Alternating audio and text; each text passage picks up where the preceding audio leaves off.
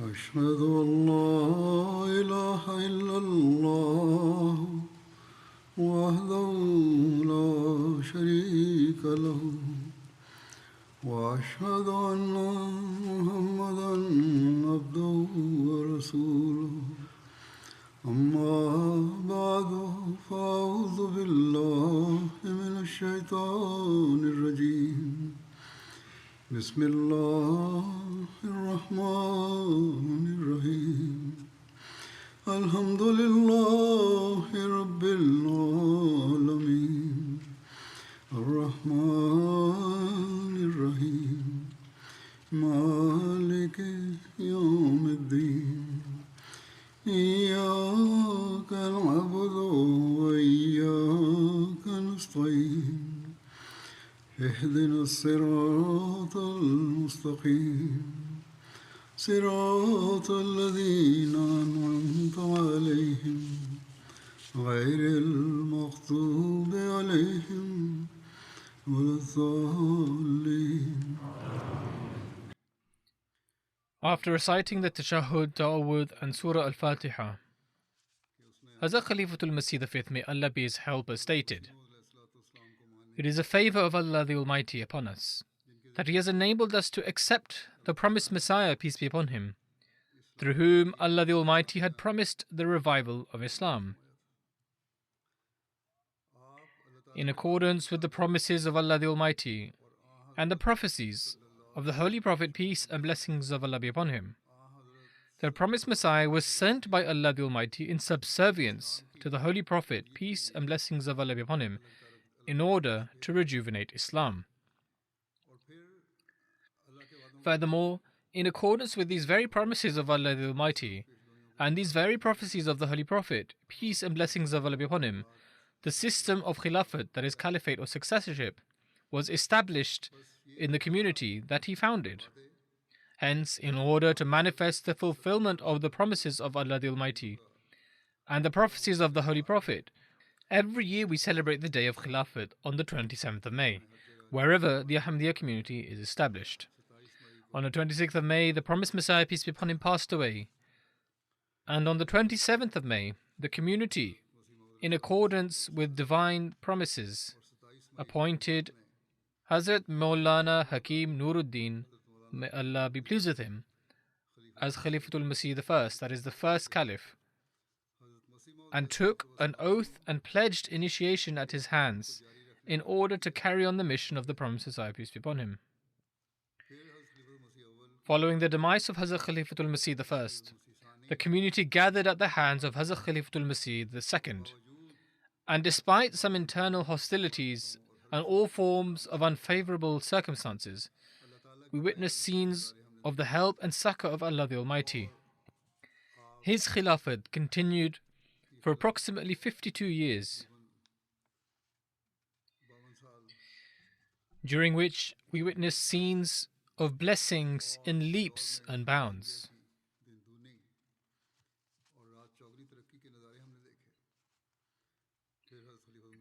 Following the demise of Hazrat Khalifatul Masih II, may Allah be pleased with him, the era of the third Khalifa commenced, and during this era we witnessed the progress of the community. The opponents made great efforts to try and eradicate the community. However, despite this, we only find scenes of progress in history.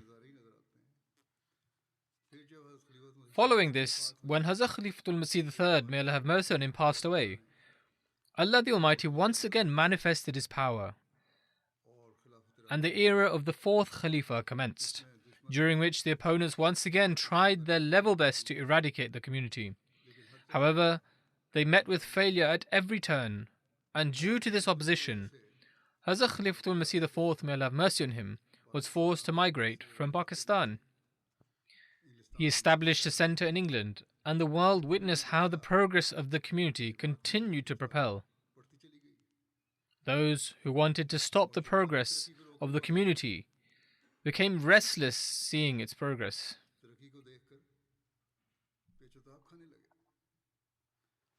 After the demise of Hazrat Khalifatul Masih IV, may Allah have mercy on him, Allah the Almighty manifested the fulfillment of His promise once again as the fifth Khalifa was elected. Despite my countless shortcomings, God Almighty granted me extraordinary support and succor, and the community has continued to progress further. The Ahmadiyya community was established in dozens of more countries, and the Nizam-e-Jamaat, that is the administrative structure, was further established in dozens of countries and in hundreds of cities and regions. Allah the Almighty guided people by demonstrating His help and succor for Khilafat, and instilled the passion in the hearts of the people to form a bond with Khilafat, and thus provided the means of establishing communities of devoted servants. And Allah the Almighty continues to show such signs. The wondrous signs of people's attachment to Khilafat and the success of the community were indeed bound to occur, because this was a promise vouchsafed by Allah the Almighty and was then prophesied by the Holy Prophet, peace and blessings of Allah be upon him. Thus, neither does Allah the Almighty forget His promises, nor does He break them, or even in the slightest fail to fulfill the prophecies of His most beloved Prophet, Hazrat Muhammad, peace and blessings of Allah be upon him. The Holy Prophet, peace and blessings of Allah be upon him, made a prophecy that prophethood will remain established among you as long as Allah the Almighty wills, i.e. the era of the Holy Prophet. He said that He will then bring about its end and follow it with Khilafat on the precepts of prophethood. Following this, Allah the Almighty will remove this blessing as well, whenever He pleases. Then, in accordance with His decree, a tyrannical monarchy would follow, at which people would be dejected and perturbed.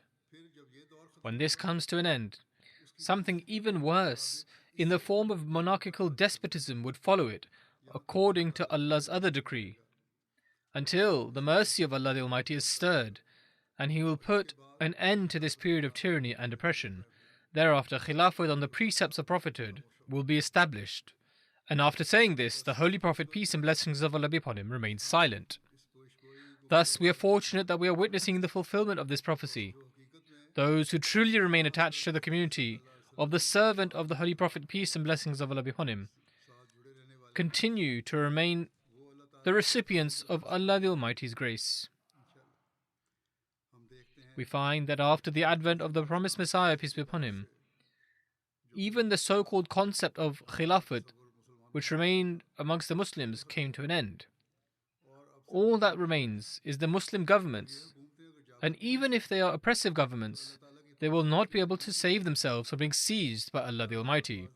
At times, Allah the Almighty grants respite, but He eventually seizes the oppressors. In any case, just as the Holy Prophet, peace and blessings of Allah be upon him, stated that in accordance with Khilafatun ala minhaj an-nubuwwah, Khilafat on the precepts of prophethood, Allah the Almighty sent the promised Messiah, peace be upon him, who was a servant of the Holy Prophet, peace and blessings of Allah be upon him.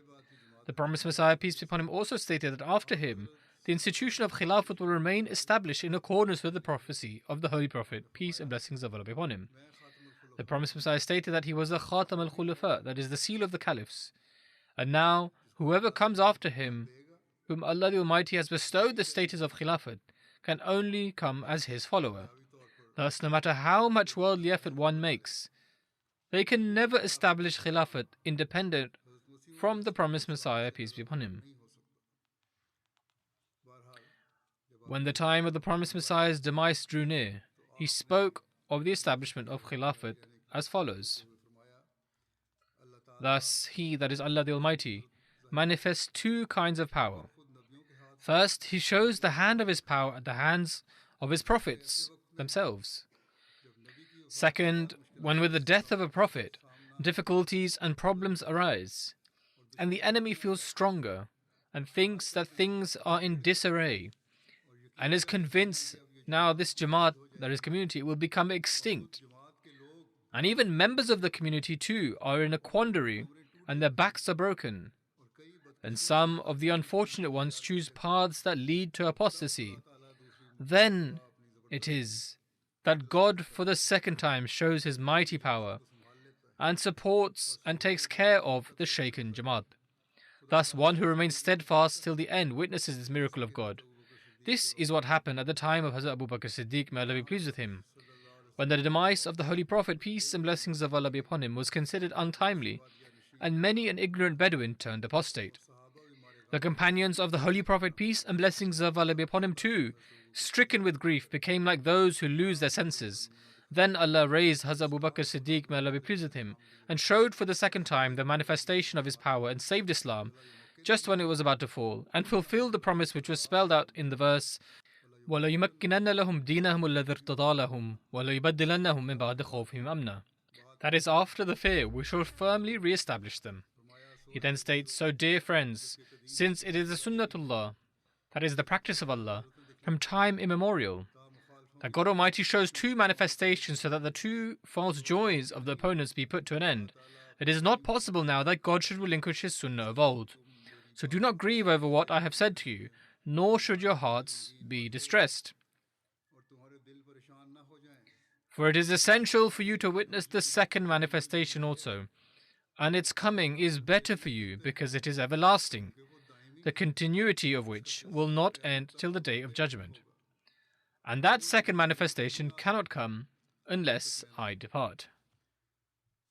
Let me say in passing that I also deduce from this that it is an answer to those who are engaged in the debate about the age of the promised Messiah, peace be upon him, that he didn't count and state how many years of his life remained.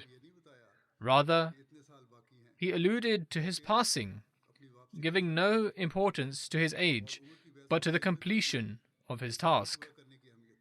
As it were, he states, but when I depart, God will send that second manifestation for you, which shall always stay with you, just as promised by God in Barahina Ahmadiyya. And this promise is not for my person. Rather, the promise is with reference to you, as God, addressing me, says, I shall make this Jamaat, who are your followers, prevail over others till the day of judgment. Thus, it is inevitable that you see the day of my departure, so that after that day, the day comes, which is the day of everlasting promise. Our God is He who keeps His promise, and is faithful, and is a truthful God. He shall show you all that He has promised, though these days are the last days of this world, and there are many a disaster waiting to happen. Yet it is necessary that this world continues to exist until all those things about which God has prophesied come to pass.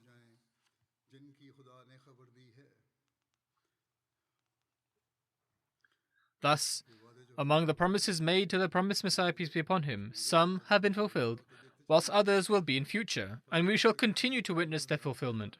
Therefore, as I mentioned in the beginning, after the passing of the promised Messiah, peace be upon him, in accordance with the promise of Allah Almighty, the era of the first Caliph began, and the community progressed further ahead. Then came the era of the second Caliph, and the community grew by further leaps and bounds, and it became established in many countries of the world. Thereafter came the era of the third Caliph, in which further progress was made. Then came the era of the fourth Caliph, and new avenues of progress were opened. Now there is the era of the fifth Caliph, and the community continues to advance to new heights. Despite the full efforts of the opponents, the community is advancing even further ahead. In fact, as has always been the case, Allah Almighty is Himself guiding the hearts of people sitting in distant lands who have never even seen any Caliph, and bringing them under the banner of Khilafat, Muslims and non-Muslims alike. There are millions of such people whose hearts are opened by Allah Almighty. Furthermore, whilst fulfilling the promise to the promised Messiah, peace be upon him, Allah Almighty manifests the support and succor of the community every single day. I shall present some incidents which highlight the support of Allah the Almighty for the Ahmadiyya Caliphate and the fulfillment of His promises which we witness. Allah Almighty has promised to establish and preserve Caliphate. But how does He instill the sentiments in the hearts of people to develop a connection with it and to remain attached to it? In relation to this, a Muallim of Burkina Faso, a country in Africa, writes, the first time MTA was established and people saw their Khalifa on screen, their eyes welled with tears of joy and their faces were awash with happiness. After some days, a delegation visited and expressed gratitude to MTA, saying that normally we cannot travel to meet the Khalifatul Masih, but seeing Khalifatul Masih on MTA soothes our eyes and calms our hearts. This has become our daily routine to keep meeting our Khalifa through MTA. So this is how God Almighty is kindling love for Khilafat in the hearts of even those who have never met the Khalifa. Then, describing how God Almighty guides people to Islam through Khilafat Ahmadiyya, Amir Sahib Gambia writes, a man named Samba Sahib happened to see Khalifatul Masih delivering some speech or another on MTA. Upon hearing it, he started saying, there is no doubt that this person has the support of God Almighty. Thus, Samba Sahib converted along with his entire family of 14 people to Islam Ahmadiyya. Prior to this, his business was struggling, but soon after picked up. He explains that this was all due to the blessings of Ahmadiyyat. There is no doubt, he writes, that Ahmadiyyat is like a brilliant light against the darkness. Those who are not in the community also witness the blessings of Khilafat and join the community.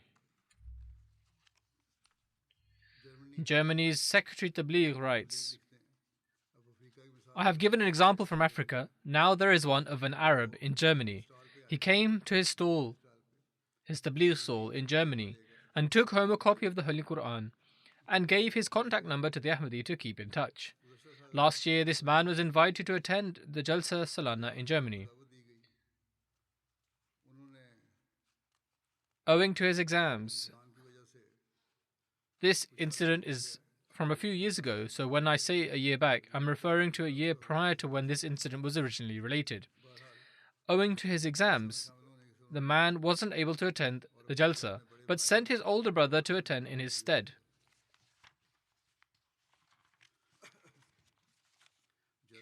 After hearing my address at the Jalsa, his older brother expressed that this man surely enjoys the special support of God.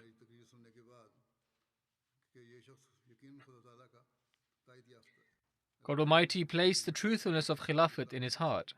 The man filled out the Bai'at form, that is the initiation form, that very night and joined Ahmadiyya Islam. It is only Allah Almighty who can place such feelings in the hearts of people, and He does this according to His promises. The other Arab friend I mentioned, although his friend didn't take the bed that same night, he continued to ask questions about the community. He also partook in a group meeting for Arabs with myself. In this gathering, he sought to ask a question about the concept of declaring someone a disbeliever, but someone else asked his question first, to which I gave a detailed answer. Upon hearing my answer, the man's heart was put at ease, and he filled out the Bai'at form before the initiation ceremony even took place. He submitted his written form and partook in the Bai'at ceremony as well. The Mir of the Gambia writes regarding this as to how Allah the Almighty collects pious souls and causes them to enter the fold of the Jamaat and fulfills the promises regarding the succor of Khilafat. He says that there is a place called Kilgore. When the Jamaat was established there, a man named Al-Haji Faiz Sahib severely opposed the Jamaat. He wouldn't even bear to touch the literature of the community, but our callers to faith did not lose hope and consistently preached to him. One day, a Tarbiyati program was held for new Ahmadis in the village. Our Da'in, that is callers to faith, convinced this man that even if he didn't want to read a book, he should come at least once to the mission house with them and participate in the program. They said they wouldn't preach to him at all, nor would they talk to him about such subjects at all. He should just participate in the program and listen to it. Thus, when this man came to the mission house, he said, I do not want to participate in your class. I can just sit in this television room and watch the television. Thus, they seated him in this room and turned MTA on the television. After leaving him there, the rest of the people went to the mosque to attend the program. During this time, the man listened to my Friday sermon on MTA. When they spoke to him after the class, he began to say, this man is not a liar. meaning this Khilafat seems to be the true Khilafat. Now it is not possible for me to turn away from this. Thus, this person performed the Bay'at along with 10 members of his family and joined the community. Can this be the work of man? Surely Allah the Almighty causes His promises to be fulfilled.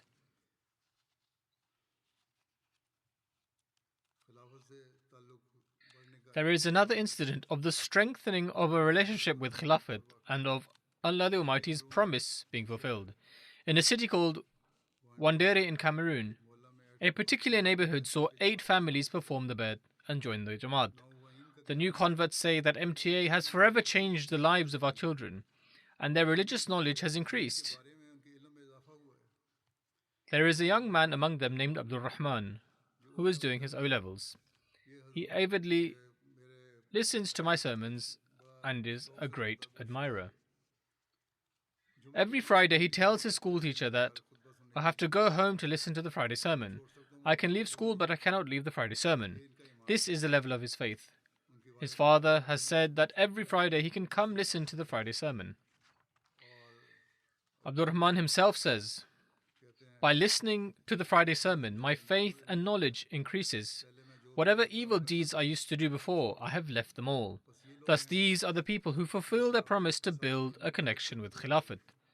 A time will certainly come when they will advance and rise to the top because they wish to be the fulfillment of this promise.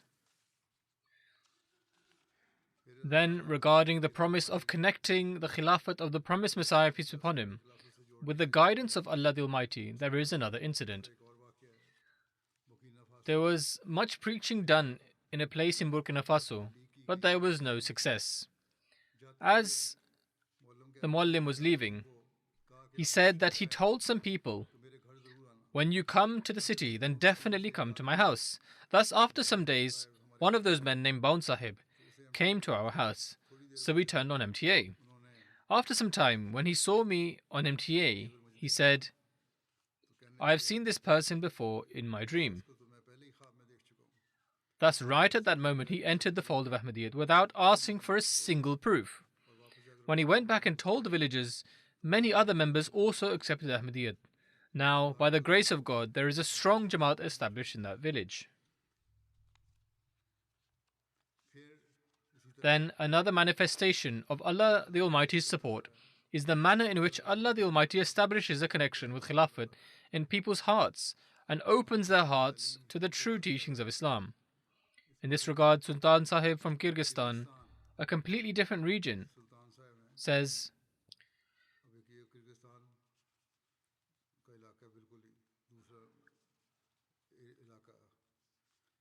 my son and wife had already accepted Ahmadiyyat. In 2017, I started going to the community's mission house every Friday. As my wife and I would drive approximately 12 kilometers to the community's mission house for the Friday prayers, we would always listen to a recording of the Friday sermon delivered by the Khalifa of the time. He says, every time I listened to these sermons, my convictions would grow stronger. Hence, this year, on the 2nd of May, this is from 2022,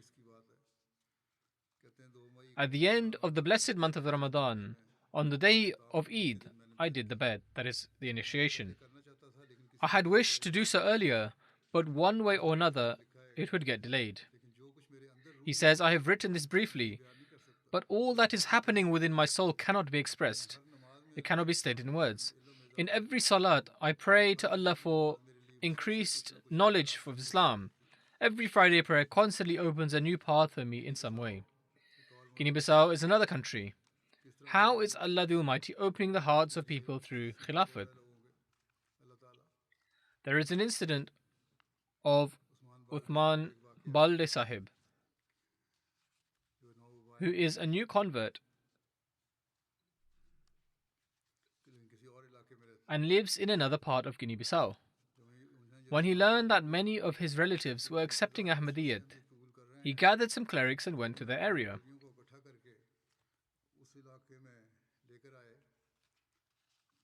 He gathered some clerics and went there in order to oppose the community. Our local missionary told them that they could certainly show opposition, however, they should first listen to our message. at least the people there have the decency that even if they are going to oppose, they are prepared to hear the message. They do not show stubbornness like people do in Pakistan. The cleric refused because this is the nature of clerics, and so he was bound to refuse. However, Uthman Sahib accepted this invitation and proceeded to hear the community's message. He was informed about the advent of the promised Messiah, peace be upon him. It so happened that the day he came was a Friday, and my sermon was being shown there live on MTA. He was told that all Ahmadis listened to the sermon delivered by the Khalifa of the time, and if he had time, he should certainly listen to the sermon as well. Upon this, he said that he would only listen to the sermon for a short while. However, when he started listening to the sermon, he forgot about the time and listened to the entire sermon very intently. Afterwards, he said, "The Ahmadiyya community cannot be disbelievers, as I have heard, because your Khalifa is presenting the history of the companions of the Holy Prophet, peace and blessings of Allah be upon him."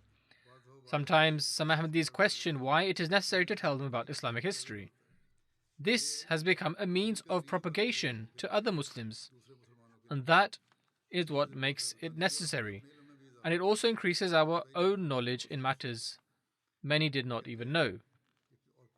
He says a disbelieving community could never present the history of the companions.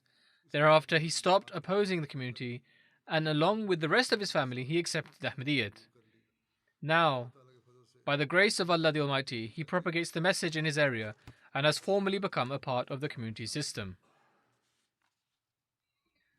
Then there is another incident of non-Ahmadis being guided through the voice of Khilafat. A local missionary from Congo, Kinshasa says, "A scheme for propagation was initiated in one of the areas here, upon which certain non-Ahmadis started systematically raising opposition. Then after 3 months, one day, someone from among those very same opponents, Uthman Sahib, contacted the mission and said that he wished to join the community along with his entire family. When asked the reason, he said, 'One day my wife was watching a satellite channel and happened to come across your channel, MTA. Since she knew that I was at the forefront of opposing Ahmadiyyat, she called me over. When I started saying things about the community, my wife told me to speak after listening to the entire program. At that time, my sermon was being relayed.' He says, 'After listening to the sermon, I was convinced that the voice which I heard that day presented the true image of Islam. After listening to the Khalifa, there remained no doubt about the truthfulness of this community.' How does Allah the Almighty establish love for Khilafat in the hearts? How does He increase people in faith? How does a person who is thousands of miles away and has never met the Khalifa, as I said before, express his sentiments? Umar Sahib from Senegal says, 'Whenever I listen to your sermons, I feel a unique sense of pleasure in my heart. Pray that this feeling always remains. Upon listening to the sermon, my eyes fill with tears. I love you. Pray that my love for the Messenger of God, peace and blessings of Allah be upon him, the promised Messiah, peace be upon him, and his successors supersedes my love for the world and all that is in it.' He says, 'It is through your prayers that my business has seen success.' This is all a fulfillment of Allah the Almighty's promise to the promised Messiah, peace be upon him." Amir Sahib of Belgium writes, "I have a Moroccan friend by the name of Mustafa.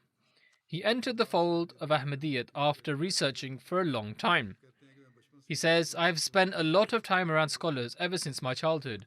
However, the sermons of the Khalifa of the time are not only true interpretations of the Holy Quran, but they also take one nearer to Allah the Almighty.' He further says, 'After listening to these sermons, I began to find delight in my prayers. Allah the Almighty also showed me true dreams. Ahmadiyyat has transformed my life.' And whilst recounting these thoughts, his eyes became tearful.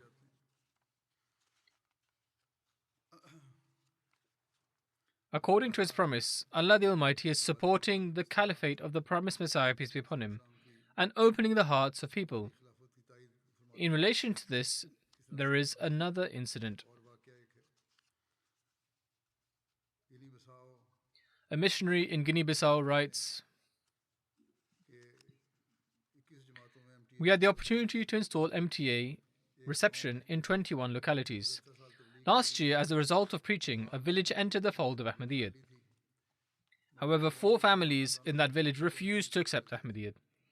When our team went to that village to install MTA reception, our Muallim Muhammad Salihu Jalio Sahib invited those families to the mosque in order that they may see the pictures of our Khalifa and the Imam Mahdi on our Muslim television channel. By the time the installation for MTA was complete, it was time for the Maghrib prayers. The TV was turned off so that prayers could be offered. Following the prayers, the TV was turned on and a sermon was playing. The non-Ahmadi guests watched attentively, and the Muallim said to them, "The sermon is playing in English, so I will translate it for you because you deserve to know what the Caliph is saying."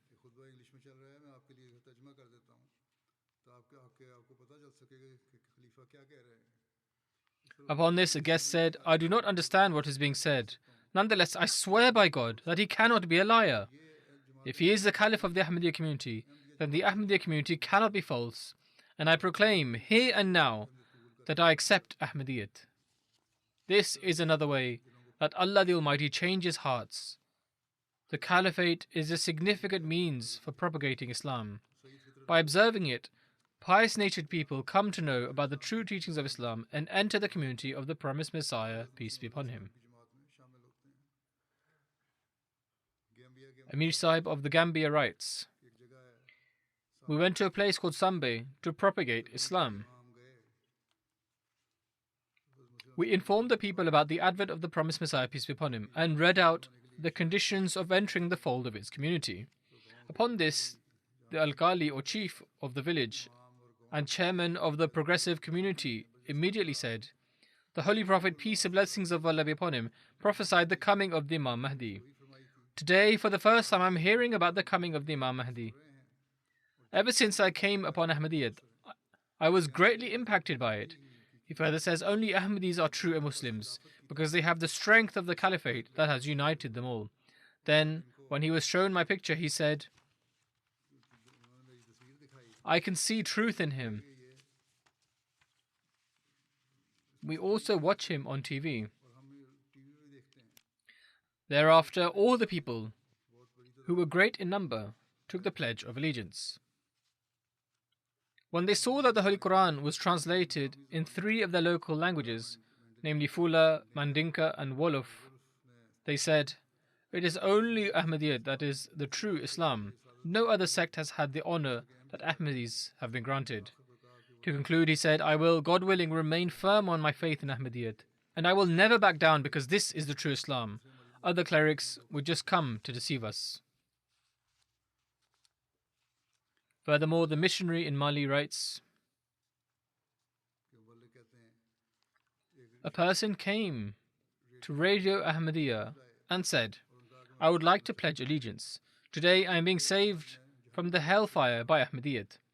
I asked him what he meant, to which he replied, 'Some clerics and scholars have said that prayer is not necessary, and so they themselves have abandoned the practice of prayer altogether.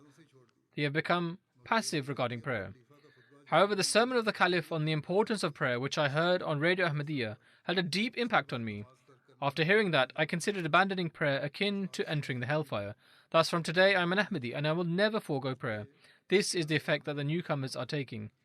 Previously existing members of the community should evaluate themselves. The clerics speak against us and publish their religious edicts, declaring us as disbelievers. However, their own condition is that they deny a fundamental pillar of Islam. It is a favor of Allah the Almighty that He is guiding people by virtue of the Caliphate and liberating them from those who are corrupting the faith."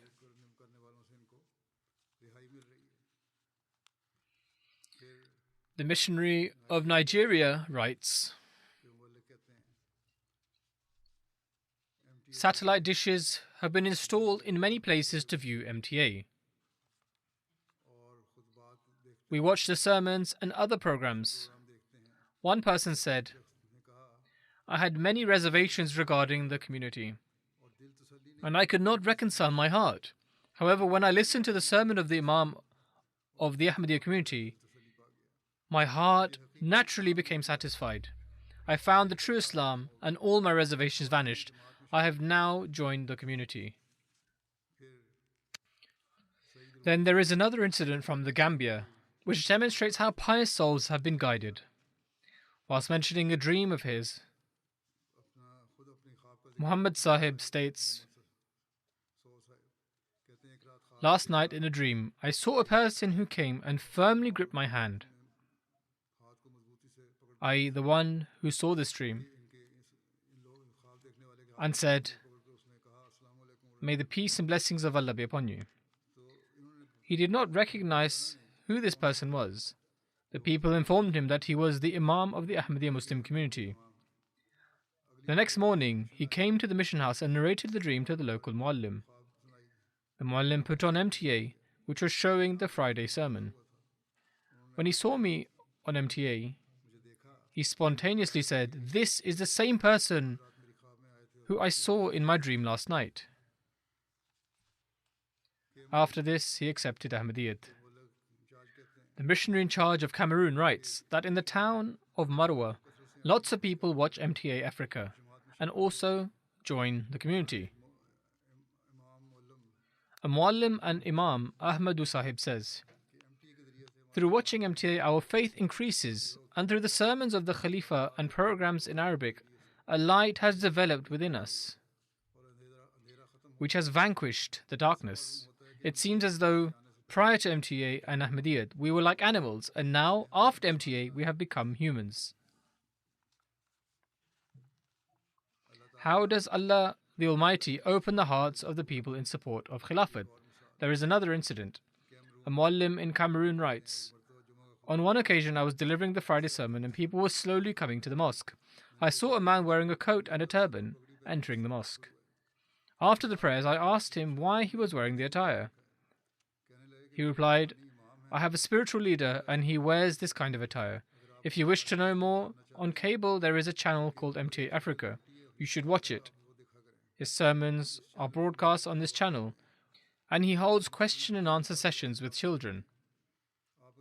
When you see him, you will realize that he is truthful and is supported by Allah the Almighty.' Upon this, I informed him about the 10 conditions of Ved, of the initiation, and showed him a picture from the At-Taqwa magazine. He showed him a picture of me. I told him that this mosque was built by that same Imam. He did not know that this was a mosque of the Ahmadiyya community, and that I was a missionary of the community. Upon this, the gentleman became elated and pledged allegiance with his entire family."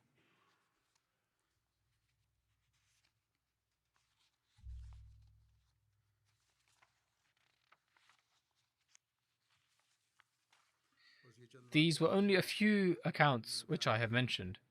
They demonstrate the succor of God, which was mentioned by the words vouchsafed to the promised Messiah, peace be upon him. That the second manifestation of God would be established and would continue.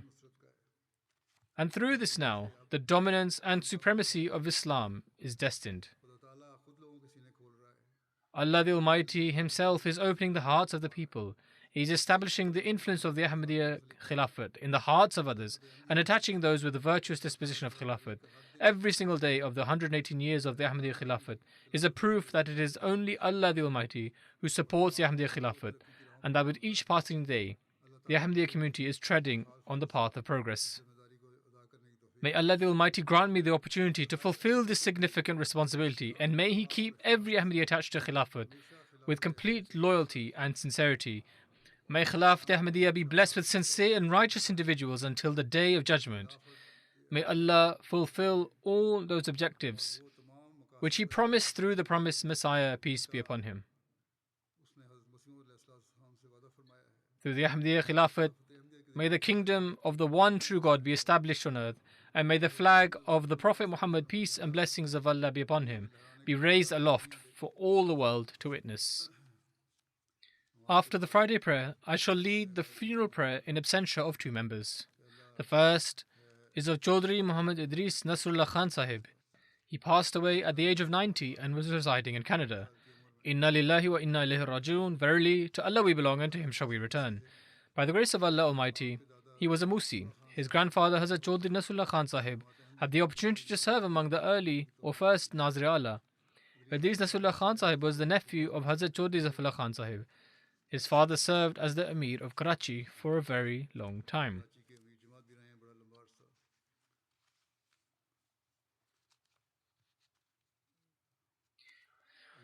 Idris Nasrullah was also the great-grandson of Hazrat Khalifatul Masih I, may Allah be pleased with him.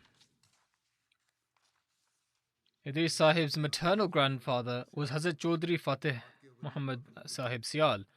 He was among the pioneer life devotees and also among the pioneer missionaries to serve in England and was a means of hundreds of people entering the fold of Ahmadiyyat. Idris Nasrullah Sahib had the opportunity to serve as the secretary Umur-e-Amma for Lahore for a period of more than 30 years. He also served as a member of the Iftar Committee and Qada Committee and also as its president.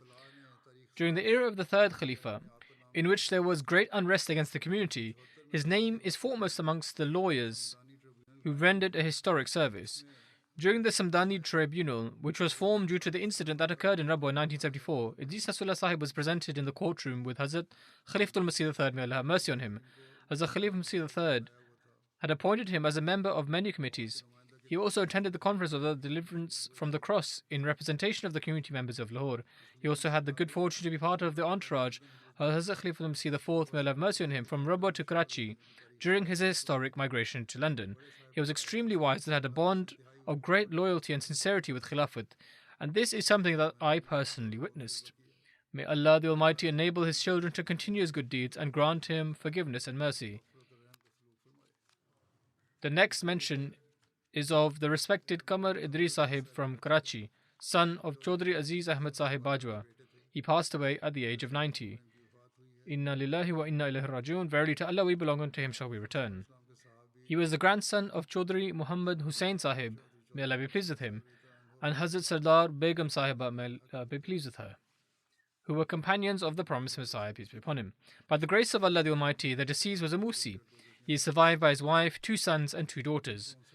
From 1959, he worked in the civil service and served for a period of 35 years in various posts, both in the central and regional government. He was always seen as an extremely trustworthy and responsible individual.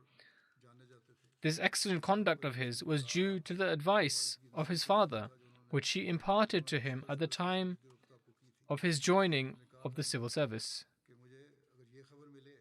His father said to him that he would be more aggrieved to hear that Idris had taken a bribe than he would if he had heard that he had passed away. This was the manner in which his father trained him and the advice he gave him.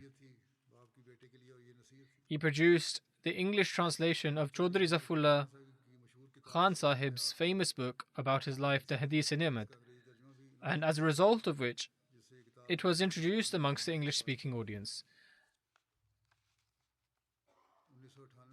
From 1998 to 2007, he had the opportunity to serve in the Majlis-e-Amla of the Karachi District Jamaat as Secretary Umur-e-Kharija. During the interim government, he had the opportunity to serve as a chief minister of a provincial government. He once wrote a letter to Hazrat Khalifa Masih IV, may Allah have mercy on him, and started the letter with the words Bismillah, upon which an opposing cleric filed a report against him, and he was tied up with this case for a long time. He always treated everyone with great kindness and would always seek to make reconciliation. In fact, even the cleric who filed the case against him, when the case ended, the cleric sought financial help due to his straitened circumstances, and Idris Sahib gave a large sum to him. May Allah the Almighty grant him forgiveness and mercy and enable his progeny to continue his good deeds.